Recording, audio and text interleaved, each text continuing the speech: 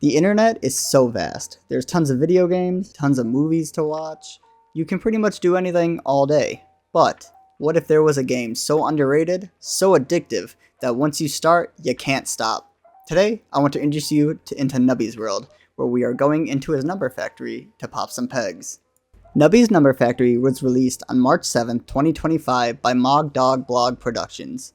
Before the release, there was a demo put out for Nubby's Number Factory on November 24th, 2024. The full game would release to an overwhelmingly positive rating on Steam, where it continues to gain even more positive reviews to this day. Before going into the actual game, let's do a little background on the developer. So for a quick brief history, we're going to take a look at Mog Dog Blogs Productions by heading over to their website. Their website is pretty much a time capsule of like the early 2000s. It looks like a MySpace page, and I absolutely love it. Heading over to the About Me section is where we're going to find out more about the creator of our little friend Nubby. Ethan Anderson is Mog Dog's real name, but for this video, we're just going to call him Mog. Mog taught himself how to program in his teen years, and he's currently 21 and in college. Heading over to the Games tab, we can find that Nubby's Number Factory is actually Mog's first ever released game. On this page, it also says that he has a game called Dysmorphic Soy Milk Lidocaine coming out eventually, with no real release date other than a 2025, maybe? So with that little background about Nubby and Mog out of the way, I think it's finally time to jump into the game. Opening the game has you greeted by some logos all done in that 2000s aesthetic, much like how the original webpage was. What draws the player in is the 2000s aesthetic. It's got a good mix of 3D models that look like they were from a really trippy 2000s CGI movie or like an arcade game, contrasted by the very bright visuals of the 2D background. After getting through the quick opening sequence, you are met with chill background music.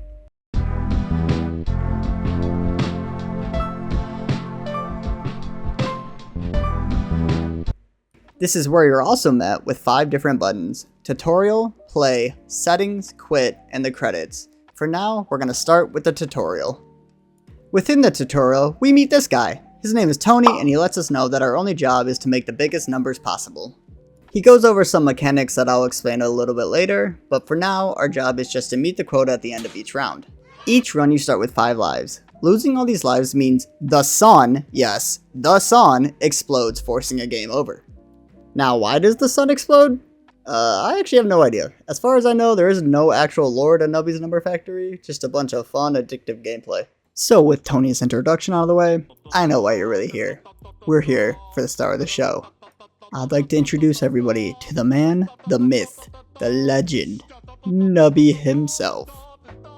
Now, what exactly is Nubby's role in all of this? Well, he's the ball that you shoot down the peg course. And that's it. He doesn't get no speaking roles, he just kinda gets launched every round. But we love Nubby anyways. And that's gonna wrap it up for the overall premise of the game. Now we're gonna hop into the gameplay portion. Nubby's gameplay takes inspiration from Plinko, as Mog states in the game page. Each peg has a certain number and it divides in half when Nubby bounces on it. The only exception to this rule is when the peg hits 1, it will just disappear and Nubby will fall through the space where the peg once sat. So let's talk about Tony himself. Before every run, you are prompted to pick a supervisor. You start off with Tony, but as you play, you collect stars, and those stars will be able to unlock other supervisors, such as Tony Jr. and Criminal Tony. At the time of recording this, there are currently 11 different supervisors that you can unlock and pick from. The supervisors shape the way you play the game. They have certain perks that can help or harm you during your run. For instance, let's say you start off with our GOAT, Tony Jr. He lets you start off with 15 coins and round 1 access to the Nubby Mart so you can instantly buy upgrades. For now, we're gonna leave the Nubby Mart, because I'll explain that one a little bit later on. There's also some questionable supervisors, such as this one. Now, I don't have him unlocked yet, but he just gives you random perks right off the bat, and these perks can't be changed, so it is a make or break in your run. So that's kinda it for the supervisors. As you play, you just can buy and unlock more. So now, we're gonna go on to some of the mechanics of the game. Starting a run, we see this big UI and a bunch of pegs and everything. It may look a little bit intimidating at first, but I'm here to break it down for you. On the right side, you will find your quota. It starts small, but with each new restock and each time you pass the goal, the quota moves up until you either beat the game or Nubby runs out of lives. Now let's talk about the restock real quick. After each round, the board will restock with new pegs and new point values. This is what we call a restock. Now looking under the quota board, we can see this vial that fills up every time Nubby hits a peg or an item adds something to the score. It's basically your representation of how much more you need to finish out the quota. Once you get the liquid to the top, you'll see a 1x, and that's how you know that you're safe and you passed the level. The 1x is how much over the quota you've gone. This also rewards the player with a coin. If you double the score, you get a 2x, and this rewards you with another coin and a life. Getting these blank times over in the beginning becomes super useful in the long run, as you have more coins built up for upgrades and to buy lives back. As you can see in the footage, there's no cap on how many times you can go over the quota, so you can start a run with just a bunch of coins.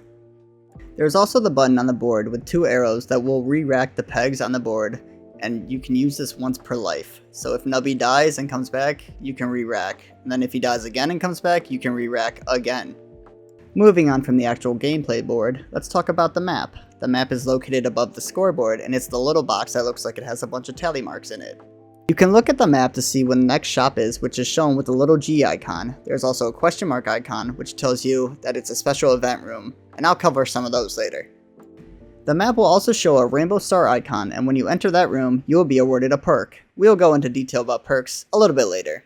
The final icon that you will normally see is the pink capsule. This means you're coming up on a claw machine. And finally, these big red exclamation points are the boss icons. Next to our map, we have a pink bar that holds your perks and can hold up to 8. Once again, we will cover that a little bit later in the video. Next to our perk bar, we have a little eye icon. This is called the mind's eye and lets you see stats and shows you the highest targets on each of the boards. Underneath the mind's eye, we have your coin counter. This is the coins that you spend in the shop, and the cafe, and the black market. We'll mention all these later in more detail. And underneath that, we have your timer. Underneath the timer, we have the supervisor that you picked. He doesn't do anything throughout the entire run. Clicking on him also does nothing. He just occasionally hits an emote if you're doing good or bad.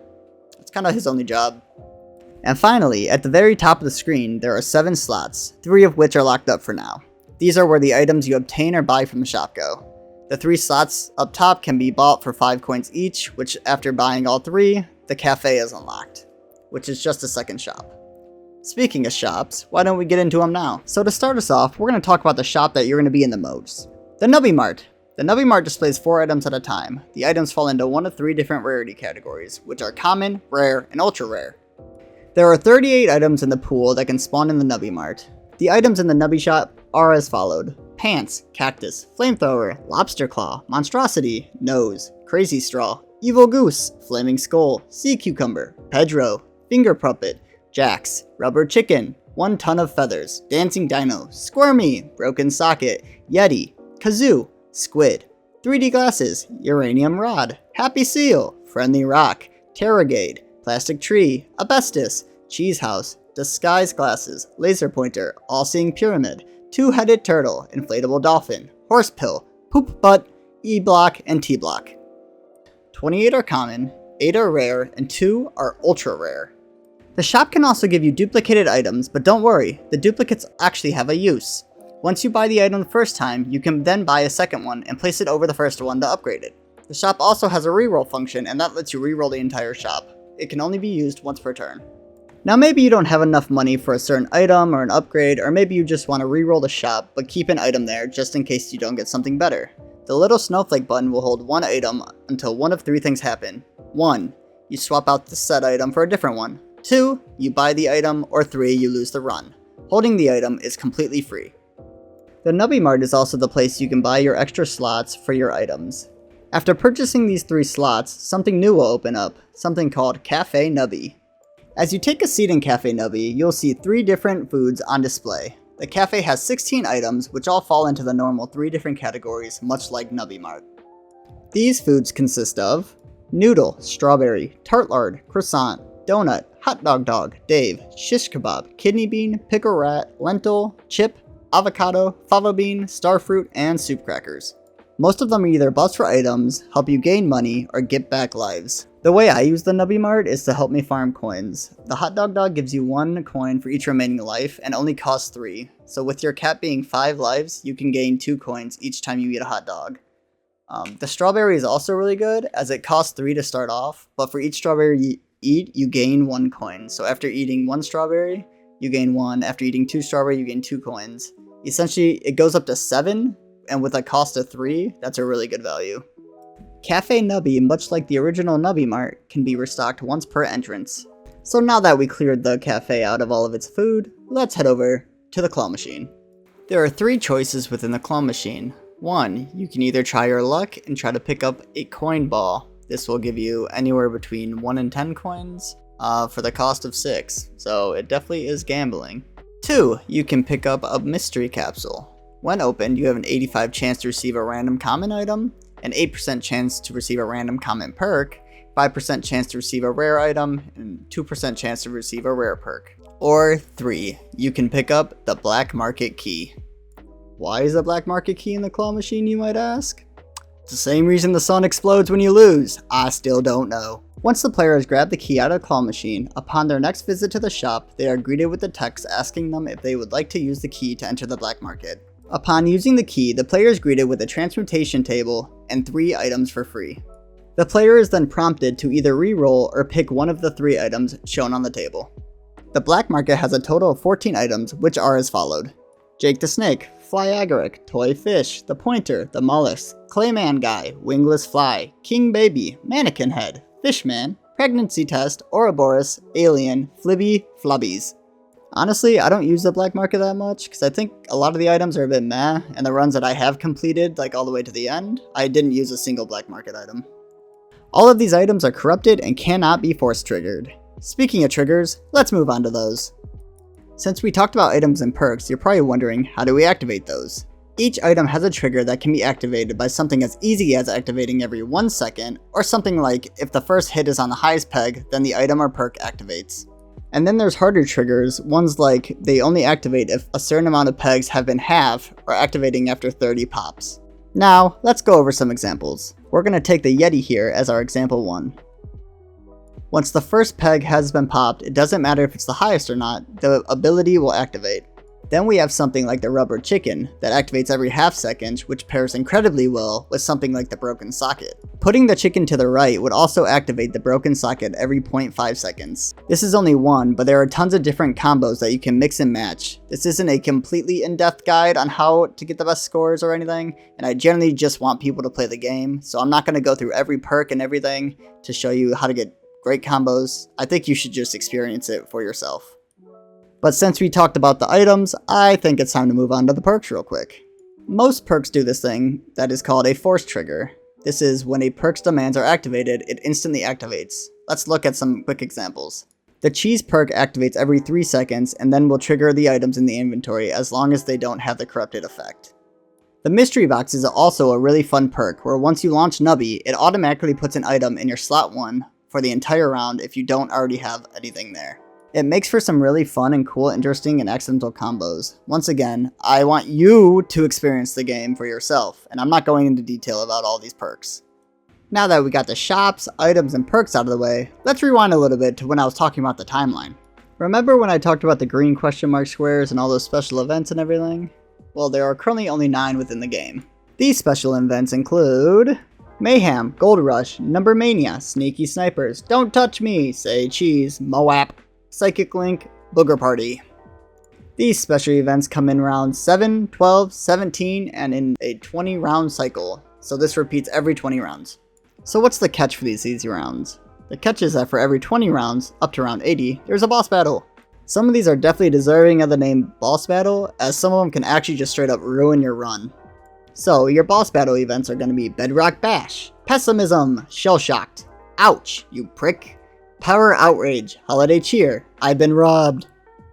The 2 that get me the most are probably the Holiday Cheer one and Pessimism. Holiday Cheer is whenever anything, whether it be your item or Nubby himself, touches the snow globe, everything, all the other pegs will also become the number on the snow globe. So let's say the snow globe is like 64 and there's just a bunch of like 1,000 point pegs around you. If Nubby touches the 64 or if one of your items touches the 64, everything will become 64, and sometimes the quota is just straight up unreachable at that point. The Pessimism one makes negative pegs, so whenever you hit that number, it just subtracts from the total score, but it can be really bad if like the highest number peg is actually a negative. because it'll like set you back so far, and then the run could also become unobtainable. You can, however, reshuffle to change the position and the amounts of the negative pegs. Every time you make it to a boss battle, you get a star. As shown before, these stars can be used to buy new supervisors for future runs. Level 80 is the final boss of the run. There are 2 different bosses. I got to experience the Apocalypse one, but I didn't even know Tony was a final boss. I've gotten to the end twice, and both of them have been the Apocalypse. After completing the game, you unlock the ability to do challenges and set a custom seed. The challenges are normal runs just with specific conditions, and these challenges are as such. Short on change. Maximum coins are capped at 10. Items that cost more than 10 have their prices reduced. Plain Jane. Rare items, foods, and perks cannot be found. Nublock. Failure to meet the quota on any round will result in the leftmost item being deleted. One Shot McGee. During restocks, you can only gain +1 life at most, even if they're restocked more than once. You cannot gain lives using any alternative methods. Pole's Bane. Perks cannot be obtained. Amnesiac. All items in the shop are replaced by various mystery boxes. Mystery boxes will give a random item when purchased. Phoebe Mode. If you start a round with more than 1 item in your inventory, all items will be disabled for the rest of the round. Time's up. A C4 is strapped to Nubby. Nubby will explode and die after 1.5 seconds, causing a big explosion that pops pegs. Expiration date. Items will be deleted 15 rounds after they were attained. Upgrading items will reset their expiration date. And finally, stay there! You can jumble pegs once per game. Rerolling items in shops is disabled. And yeah, that's pretty much the game. I highly recommend it for a dose of dopamine. It's cheap, being only $5 on Steam, and it's got a ton of replay value. The art style and the sound design of the game are weird, and wacky nature of the game is what makes Nubby at the end of the day. For this being Mog's first game, he's off to an incredible start. I actually really look forward to see what he's got in store for other games and other stuff in the future. The Steam page for Nubby says he's currently working on a mobile version and a shop that gives Nubby cosmetics. If you thought this was a one and done thing, then you truly aren't a real Nubby fan.